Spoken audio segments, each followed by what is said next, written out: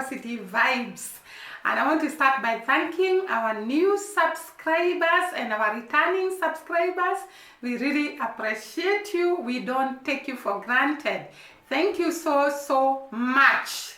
Today's video is an emotional video, a video that reminds us where we came from, a video that reminds us the struggle we went through to attain independence, a video that reminds us we have to always work and be selfless to attain our vision and our goals.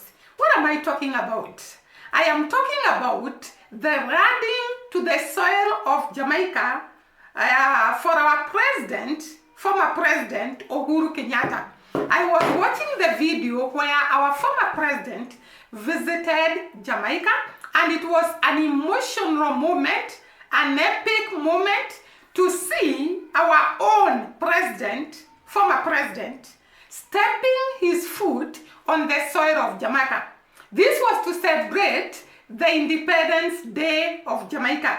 And we can all tell that Independence Day of Jamaica is a very important day to the people of Jamaica. Just like Marcus Garvey stated, a people without culture, a people without history, a people without origin is like a tree without roots. And therefore, we must remember, we must commemorate the people that sacrificed their life, that became selfless so that we can attain independence. And therefore, it was a great honor for Jamaican government to invite President Uhuru in their celebration of independence, and it was also an honor for President Uhuru to actually leave Kenya and go to Jamaica and celebrate with our brothers and sisters on their very important day. This is the day when the Jamaicans were set free from slavery, from oppression, from bad governance, and they embraced their independence. And therefore, for our own to go and celebrate with the Jamaicans and be happy with them, it was a very epic moment. Personally, by the time President Uhuru visited Jamaica, I didn't know much about Jamaica. But today, if he was visiting today, I know so much about Jamaica that I would appreciate our readers to go and have bilateral talks with the readers of Jamaica. This is because Jamaica and Kenya and Africa as a whole, we share a lot. And we all wish that Marcus Garvey dreamed of finding or seeing a united Africa, a united Caribbean Africa will come true. As I was watching this video, I came across some comments from the people. And people were asking, why doesn't the Caribbean join with Africa to form a united Caribbean Africa nation? Why can't CARICOM, the organization that joins all the Caribbean countries or islands, come together and join African Union so that we can have bilateral talks about uplifting one another, about growing one another, about having conversations between the people of the Caribbeans and the people of Kenya. This is because the Caribbean as a whole has contributed a lot to who we are as Africans, as Kenyans. I remember President Uhuru, in his speech, he talked about how Jamaican contributed to our own independence. Jamaicans actually sent a lawyer from all the way from Jamaica to Kenya to represent Jomo Kenyatta, Uhuru Kenyatta's father. And therefore, Jamaica have really been on the front line to see Africa being independent, Africa standing on its own, Africa free of oppression. And therefore, a unity between the Caribbeans and Africa will actually be the greatest achievement that we can have. And I tend to believe If the Caribbeans and Africa join hands, we will not have leaders that are selfish. We will choose leaders because Jamaicans in particular, they cannot see oppression and keep quiet. Joining hands, all of us, will ensure good governance, good economic strategy, so that we can grow as Caribbeans and Africa together to uplift the Cari-Africa Union, which can take Africa to a very, very long length of development and freedom, just like Marcus Garvey dreamt.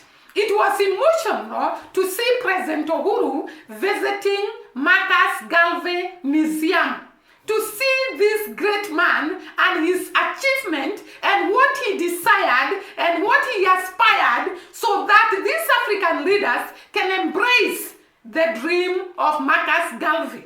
Marcus Garvey's dream was for a united Africa, a united Caribbean Africa Union, whereby we are free from oppression, we are free from economic hassles or drawbacks, we are free from borrowing debts and a lot of things that are happening in Africa and also the Caribbean. So the meeting of President Uhuru Kenyatta and the Prime Minister of Jamaica was actually a very great achievement of the two countries. And I hope and wish this meeting was followed with a lot of talks, with a lot of bilateral talks that would have benefited the two countries, because it was a great joy as Kenyans to see our brothers and sisters in the Caribbean welcoming our president, embracing him, and having talks with the Prime Minister of Jamaica. And therefore, this was a very great moment. It was a great moment. I want to say I listened to the talks, both President Uhuru talking and the Prime Minister of Jamaica talking, and the President Uhuru in particular talked about opportunities for cooperation in tourism and blue economy. We all know that Jamaica depends on tourism, and Kenya also somehow depends on tourism. And we can also see Jamaica has a lot of blue economy. And if these two countries can sit together and talk, we can have opportunities to exchange ideas and to actually support each other to grow our economies in every area of the lives of the people of these two countries. Diaspora is another area where President Uhuru talked about. We all know that Jamaicans, most of the people in Jamaica, a great number of them live in the diaspora. And the people of Jamaica in the diaspora are very key in assisting their country in terms of economic growth, in terms of agricultural growth, in terms of assisting those that are very raw in the society. And I talked about the Jamaican diaspora, and I talked about the union they have. They actually come together as the people in the diaspora, and they have groups that come back to their country and actually invest in agriculture, invest in education, invest in other areas in supporting the people who are down there on the ground to try to uplift them. If this can be a cooperation between the diaspora in Jamaica and the diaspora in Kenya, it can actually go to a greater length to help these two countries. We have not heard much about the diaspora from Kenya and what they are doing, but I'm sure if they can cooperate with our Jamaican sisters and brothers in diaspora, they can actually gain a lot from them and actually know how to bring back the investment to our country.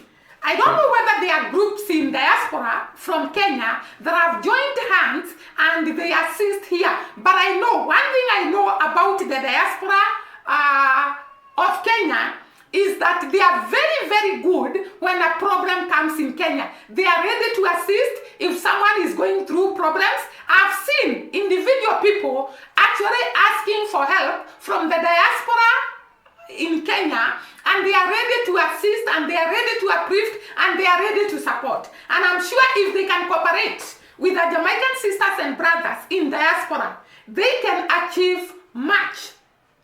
And that is why I have said this cooperation, or rather this meeting between President Uhuru and the Prime Minister of Jamaica would have been taken to the next step to ensure the talks they had talked together have yielded fruits.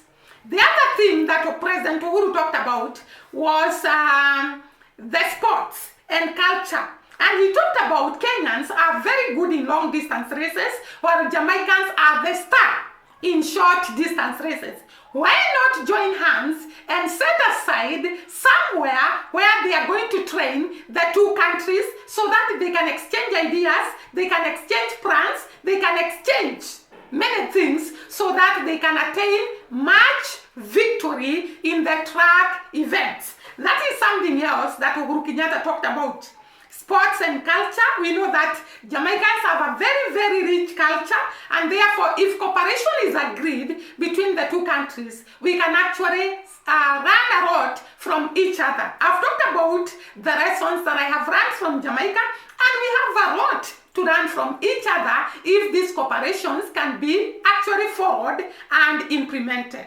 The other thing they talked about is strengthening sports by making common training facility. I've talked about that. So they can make a common training facility so that the Jamaicans can share ideas with Kenyans on short distance races, and the Kenyans can share ideas with the Jamaicans on long distance races, and both ways, both the countries are going to benefit because they are going to win medals in short distance races and long distance races. He also mentioned about that the wife's brother, mother comes from Jamaica. You can see the relationship that Kenya has with Jamaica. So we have Uhuru's relatives in Jamaica, and I'm sure we are one because Jamaicans are Africans, and therefore I tend to think we have a lot of DNA in common, both Jamaicans and Kenya. So President Uhuru talked about the wife's brother, the mother comes from Jamaica. It was a great revelation, a great discussion about the relationship. They also talked about the relationship between the people of Jamaica and the people of Kenya. We have a lot to share in social media. I have seen our brothers in Jamaica and our sisters coming through for the many content creators from Kenya. And therefore I believe a relationship, a deep relationship between the Jamaican people and the Kenyan people will go a long way to actually put us together, exchange ideas, assist one another so that we can uplift one another. And to this juncture, I was thinking, if I really knew a contact person in Jamaica, I would start a group whereby we can be communicating so that we can visit each other's country by assisting one another, maybe transport. We can actually contribute and assist Jamaicans to come to Kenya or Kenyans to go to Jamaica slowly. Not something that will bring a lot of stress, but we can actually cooperate and form groups that can be donating, and we put in a common kit and we are able to assist one another to come to each other's country. Because I know the desire of the Jamaican people is to visit Africa, and our desire is to visit the Caribbeans. The only barrier is the route and the money involved to visit each other. But if we can cooperate and we be transparent and we be trustworthy, both the Jamaicans and Kenya, we form a deep relationship, a deep friendship. We can actually assist one another to visit each other's country. This is something I got from the conversation that was actually shared between the two leaders. Also, they talked about agriculture. And we know Jamaica has a lot of foundation in agriculture. It has a rich agricultural culture. From the time of the British colonial masters, they were planting sugarcane in large plantations. Jamaica also grows fruits. We have talked about breadfruit, ackee fruit, mangoes, and a lot of fruits that are grown in Jamaica. If at all the people of Kenya and the people of Jamaica can come together and share ideas in terms of agriculture, because Kenya is an agricultural country, And if we can share ideas, there is a lot of rich innovations in Jamaica. We saw President Uhuru visiting a cattle rearing company. And we saw cattle, we also saw sheep and goats. And we know Jamaica has great innovation of a kind of cow that can be able to adapt to the climatic conditions of Jamaica. And if this knowledge can be brought to Kenya, because the central part of Kenya is actually agricultural area where they keep cattle, the dairy cattle, and it is known for that. So if these ideas are exchanged, they can go a long way to help the people of Jamaica and the people of Kenya. And that is why I started by saying this video of Uhuru Kenyatta visiting Jamaica was so emotional to me because I saw so many openings for us to Jamaica and Jamaica to Kenya. So the other thing that I learned from them is technology. Jamaica are known to be inventors. And therefore, as Kenyans, like we hear there is some oil in the northern eastern side of Kenya. Jamaica have oil which they are actually refining for themselves. We can borrow a lot from them and they can borrow a lot also from us. Cultural activities. We can learn a lot from Jamaica and the two countries can exchange ideas. Innovation and development of livestock, I've talked about it. Kenya farmers can also learn a lot of practices from Jamaica because Jamaica are actually pioneers in some of the agricultural activities. We know that the colonial masters arrived in Jamaica and they were doing a lot of agriculture, and we also learned that the people that were first to arrive in Jamaica, the Taino people, actually practiced agricultural activities and they were very, very advanced in terms of agricultural activities. Uhuru Kenyatta brought to Jamaica, Uhuru Kenyatta, actually when he arrived in Jamaica, it was an epic welcome. The whole stadium was full of people. They were celebrating a black president visiting them. They had the flags of Jamaica flying high all over the field. I could not actually control my emotions when I saw the dances, the cultural dances that were being danced by the people of Jamaica, and actually when he was honoring the guard of honor, and when the Kenyan song was sung in Kiswahili, it was an epic moment to see the Kenyan flag and its interpretation, the color's interpretation, being held high in Jamaica, and the two flags waving high on air. It was a great moment and it was very, very emotional. The traditional dancers took me by surprise. It was so amazing to see the dancers dancing for the former president of Kenya, Uhuru Kenyatta, and actually the song of Kenya being sung, and him meeting the people of Kenya who are living in Jamaica, and him visiting different sectors, the agricultural sector, the Marcus Garvey Museum, what else did he visit? He visited several places and it was so nice to see them. The Jamaican national anthem, which has got a lot of meaning to the Jamaican people, being sung, it was a great honor and a great enjoyment to all of us. The celebration of Jamaican independence was actually epic, and it was so good for the former president of Kenya to accept this invitation.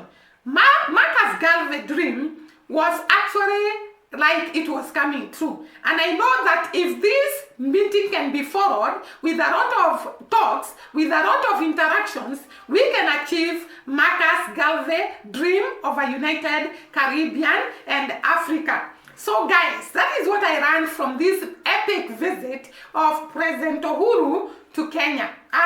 So guys, the other part of this video, I wanted to talk about the misconceptions people have on Jamaica. There are so many misconceptions that actually even I was believing it before I came to know Jamaica and the people of Jamaica, and I came to interact with them and to learn a lot about their culture, about their way of life, about so many things about Jamaica. One of the misconceptions that people make on Jamaica is that all the Jamaicans are Rastafarian. This is a belief that people here in Kenya have, that every person in Jamaica is a Rastafarian.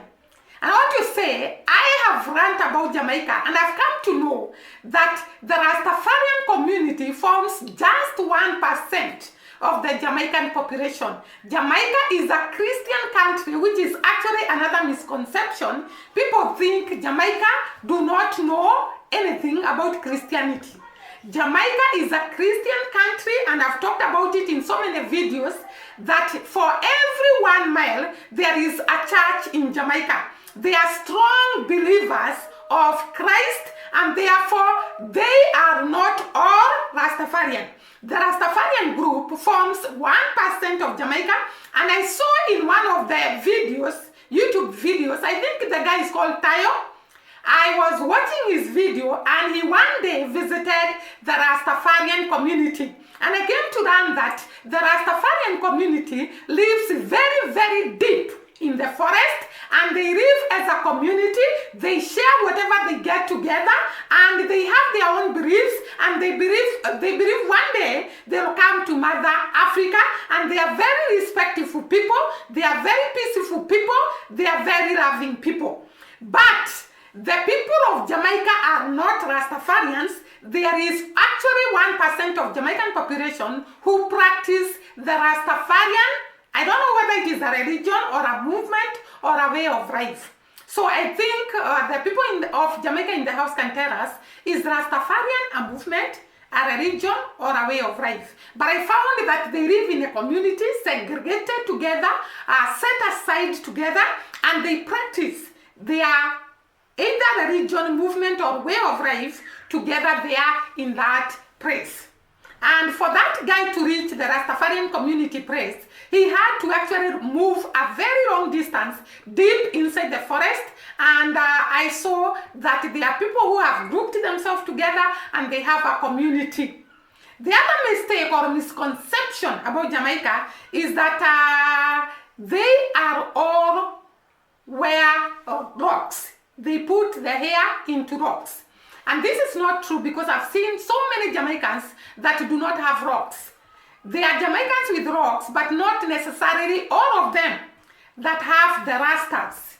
I saw particularly the Mwango visiting one of the Rasta people, and he was cleaning his Rastas, and it was very, very clear not all Jamaicans actually make their hair into Rastas. That is another misconception I've seen with people here. The other misconception about Jamaica, people believe that Jamaican people all smoke weed. And this is a very, very bad misconception, because like I said earlier, most of the Jamaican people are actually Christians. And therefore, most of them do not even know weed, and they don't smoke weed. Those that smoke weed are a very small percent, and I don't know whether the weed is legalized in Jamaica, because that is another thing that people believe, that the weed is legalized in Jamaica, because here in Kenya, the weed is illegal. I don't know whether it is illegal in Jamaica, because most people believe that in Jamaica, the weed is legalized. So the Jamaicans in the house can tell us whether weed is legalized in Jamaica or it is illegal. So the other misconception is that the people of Jamaica always dance, twang, and this is another misconception, because Jamaicans are very, very busy people. They hustle a lot, and though dancing is not bad, they cannot spend all their time dancing.